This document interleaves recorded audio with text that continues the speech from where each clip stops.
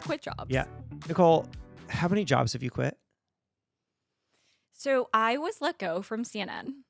Mm-hmm. My entire division was let go. Okay, so CNN quit you. They quit me. And then I left mid-contract. I quit CNBC. So one big job. One big job. Were there were smaller jobs that I presume you quit at some point along the way? Or no? Just that one big one? No. Huh. Oh, actually, yes. The job before I went to CNN, I quit to go to CNN. To CNN. Okay. I quit mid-contract. I was at the CBS station in Palm Springs. Boom. On the I-team. Oh. Investigating the Coachella Valley. Nice weather. So except for the summer. So how many jobs have you quit? I have quit. I've quit. Carry the one. I've quit 2 jobs, and I had 1 job quit me, which Okay. is to say that I got fired. Not because my division got shut down, but just because they decided I wasn't good for the job anymore, and that was fine because I actually didn't really want to be there, but I was staying because I didn't have the courage to quit. So I really should have quit 3 jobs is the answer. And so today we're going to talk about quitting, when to quit anything, but I guess particularly your job. And also maybe even what to do when you regret it. Did you regret your quits? No, but there's this thing. Have you heard of the boomerang employee? Yes, I believe so, but I wouldn't be able to articulate as well as you. So the boomerang employee is the follow-on phenomenon to the Great Resignation. The Great Resignation, when lots of people quit their jobs, as it turns out, a not insignificant percentage of those people then regretted that they quit and then asked for their job back and became known as boomerang employees. So I want to talk about how to quit, if it's good to quit, what you should do when you quit. Maybe you are listening and you're thinking about quitting right now. And then maybe also what to do if you quit something and regretted it. So let's start.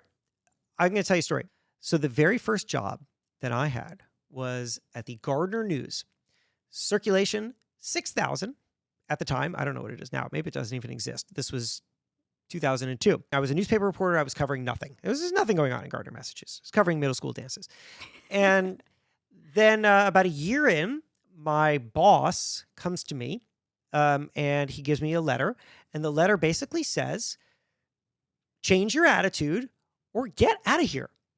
And what he had noticed was something that I didn't realize I was projecting, but I was, which was that I hated being there.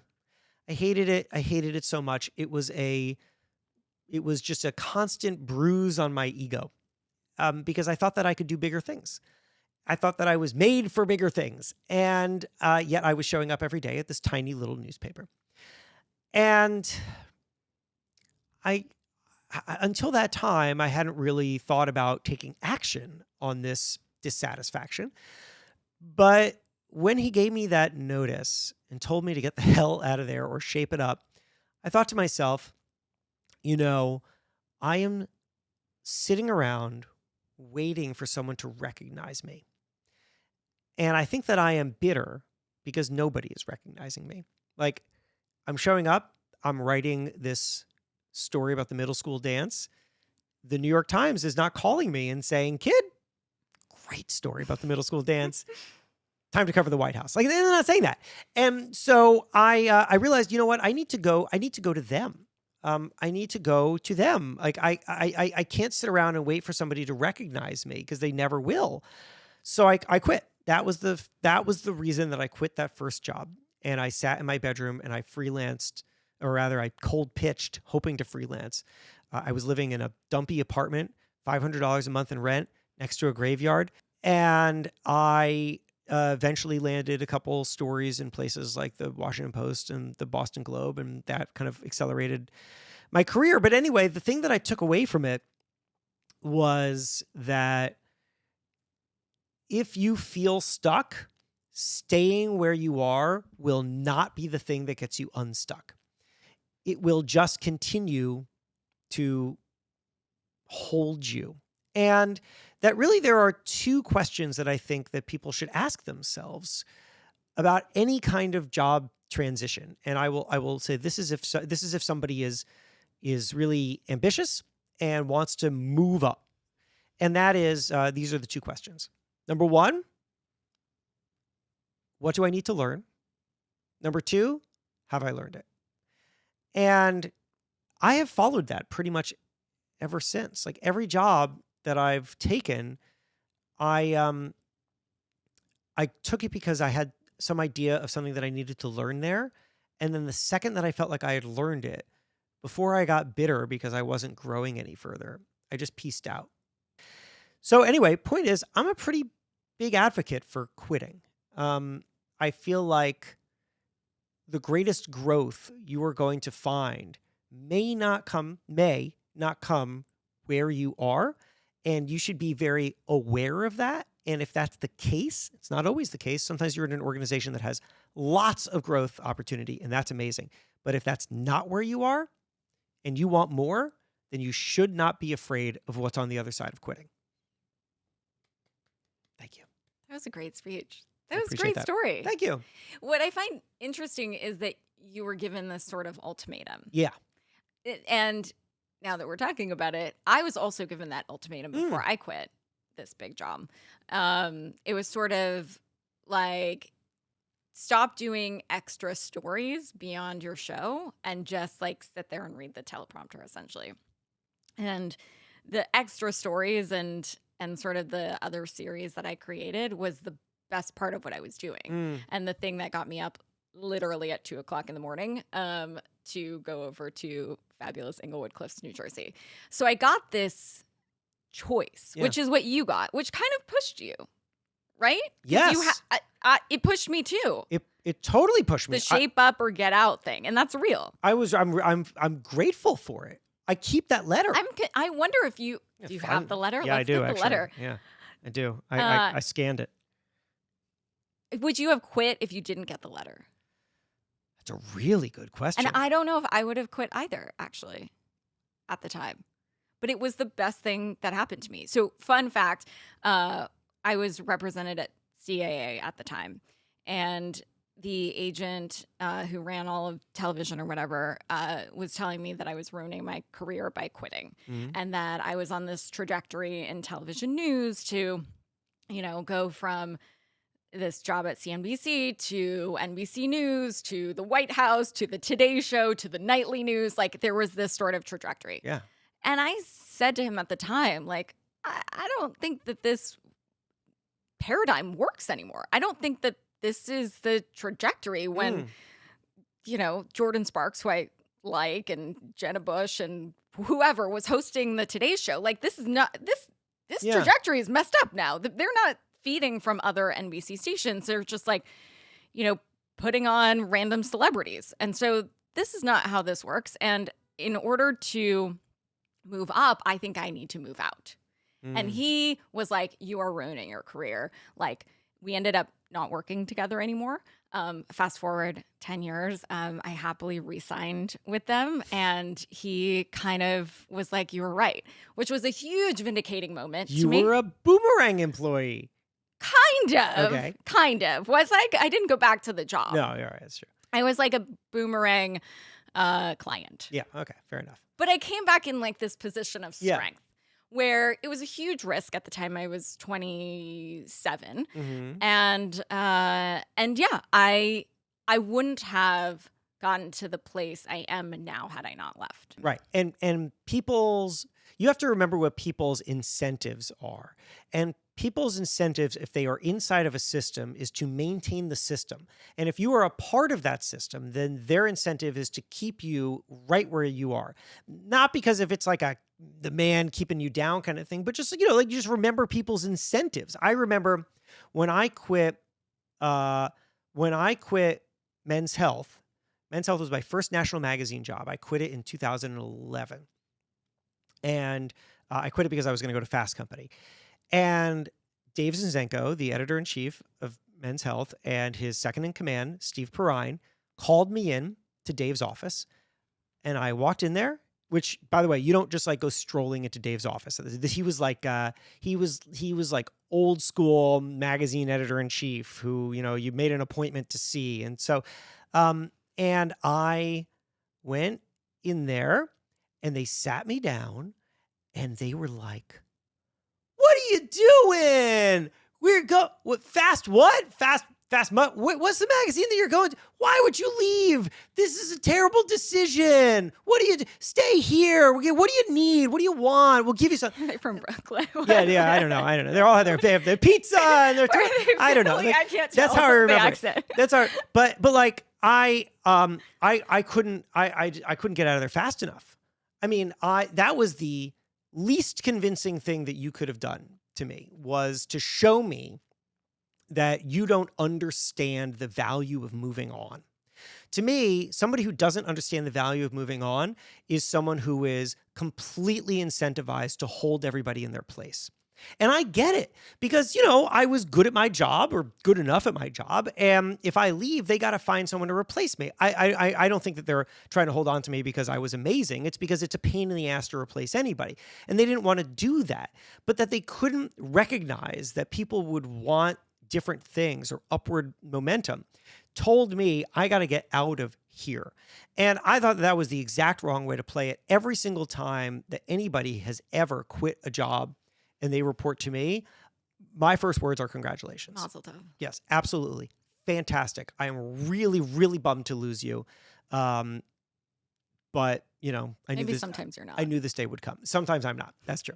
I say it anyway. Okay. I can't wait for this. So here it is. September 17th, 2003. I haven't looked at this in a long time. Is this on letterhead? Can I see really quick? Yeah, this is on letterhead. This is official. This is scanned. The Gardner News. The Gardner News. Wow. Okay. I scanned this. Okay, so this is a letter from Stu Norwood, who is the editor or whatever. Hi, Stu. Okay. Starting on Monday, you must pass in 2 stories a day every day for a minimum weekly count of 10 stories. The 10-story minimum is the standard of every reporter on the editorial staff, as has been reiterated to you and the other reporters numerous times in memos and during meetings. This is all true. I cannot have any reporter falling so much as 1 story under the minimum quota. Also, you must tell Jim was like the second in command, about the stories you have planned for the day and keep him updated on your progress. Do not leave for the day without checking in with either Jim or myself, whomever is on the news desk at the time, to let us know that your 2 stories are in the system. Also, if necessary, do not leave if the editor feels that he wishes to read the story before you leave for the day. The chronic deficit in your story output has had a detrimental impact on our coverage of the news. This cannot continue, nor can management tolerate your negative attitude. If an editor assigns a story to you, you must accept it and follow through on it. It is not your position to give an editor reasons why you can't or don't want to write a story, or that you are just too busy. In so many words, I am giving you 2 weeks to prove to me that you will be an asset to the newspaper and not the detriment and drag on the newsroom that you have become. Your attitude, behavior, and productivity must change quickly to meet the newspaper's needs. Stu Norwood. Phone drop. Damn. Yeah, I know. What was your first thought when you got that? My first thought, funny enough, was to assume that he was wrong about the number. So you can see tracks. that in the scan that I made of my thing, I started to tally up all the stories that I had written. No, he was right. He was right. There was a quota of stories, and I wasn't meeting them. And the reason I wasn't meeting them was a combination of things. Part of it was that I hated that job. And part of it was that I was like trying to do ambitious work that took longer, and so I wanted these stories that went on and, instead of just kind of running out and finding something to report about, which wasn't what they needed. They set an expectation for what they needed, and I was not meeting it. I was not a good employee. And I think that that wasn't just a mistake of youth, because I think that in the first job or two, everybody can get a little lost in how to grow. But, I told you that I had been fired from a job, and the job that I was fired from was Fast Company. And that was years later. I was then in my 30s. I was married. And Rick, the executive editor, brought me in one day. I'd been there for 3 or something years. And I sat down in his office. I said, "What's up?" And he said, "So we're letting you go." And Wow, I just said, no foreplay there. well, and then I said, oh, and he said, it's a difficult decision, but the fact is that we have a very lean team here, and we don't feel like, you are pulling the weight of everyone else. And, I listened and my mind was racing. And at some point I told Rick, I, this hasn't happened to me before, which I guess technically it hadn't because I quit before I got fired that first time. But I will tell you something. Looking back on it, I was making the same mistake at Fast Company that I made at the Gardner News, which was that in both jobs, I had become dissatisfied for different reasons. At Fast Company, it was because I just wasn't enthused by the kind of coverage that we were doing. And I didn't feel like I understood exactly what my bosses wanted. And I didn't feel that productive there. And instead of doing something about it, like leaving, I just kind of showed up every day and was kind of bitter. And I should have been kicked to the curb. And I'm glad that they did it. And frankly, I think that Rick did a pretty good job of firing me. Like when I've had to let people go now, I just think back to that moment. Let's not beat around the bush. There's no like pleasantries. If this is going to be an unpleasant moment for you, then let's just get to it. And it's not emotional and it's not, right? I'm not blaming you. It just kind of is what it is. It's not a good fit anymore. And I thought it was great. Like I think that Rick did a great job firing me, and I will fire people like Rick forevermore. But I think that the problem that a lot of people have is that they know they should leave and they're not doing it. And so at that point, a couple of things are going to happen. Either number one, the job is going to decide to get rid of you. And then it's not happening on your own terms or your own time. Number two, you'll just sort of sink into mediocrity there because that happens to plenty of people. Large organizations, you can just kind of like hang out for a while, but it's not fulfilling. You'll probably be kind of bitter. Or three, go. So you're essentially saying that you're quiet quitting anyway. I was quiet quitting. Yeah. Didn't have the term for it, but yeah. Mm-hmm. But I didn't think of it as quiet quitting. I thought of it as, I don't even know. I don't know what I was doing. You get to these places where you just feel kind of stuck and you don't know how to build. And you just like the only thing that you know is showing up every day. I mean, this is also kind of like relationships when you know you need to leave, but you don't. And it's hard and you don't know what's going to come next. So this sets me up really nicely for this. I know. Yeah. You're welcome. Yeah, that was a great transition. I appreciate that. Teed it right up. I was talking to Annie Duke, behavior and decision-making expert. She wrote a book called Quit. And she told me that she said, what would it be like if you had to marry the first person you dated? Terrible. Would you ever date? No. Yeah. You'd never leave the house. So the reason why we were able to find, hopefully, people who are our right match is because we are able to quit a lot of people who came before. Because the way in which we identify the right thing for us is to try and leave. And Annie said, you were dating ideas. You were dating jobs. You were dating projects. That's how we have to think of everything. Because if we feel like we just have to do the thing that we're already committed to because we've already committed to it, then what we're really doing is robbing ourselves of the time that we could put towards something that is much better. And I think that if you have any feeling like there could be something better out there, I think you have to take that very seriously. I mean, that's tricky because you also differentiated the first time at a shitty apartment next to the graveyard and then the second time being married. Right. So people have real considerations. Yes. People have families to feed. It's, it's not just like the Gary V, like YOLO, go, start that alpaca farm you've always dreamed of. Right. Why not? Right. Well, so that's why I say you got to take it very seriously, because it doesn't mean that you got to quit, right? Like, yeah, I mean, I have two kids now. I can't just go like randomly quit a job. But what I could do is, if I'm feeling dissatisfied, I could start the work of figuring out what's next.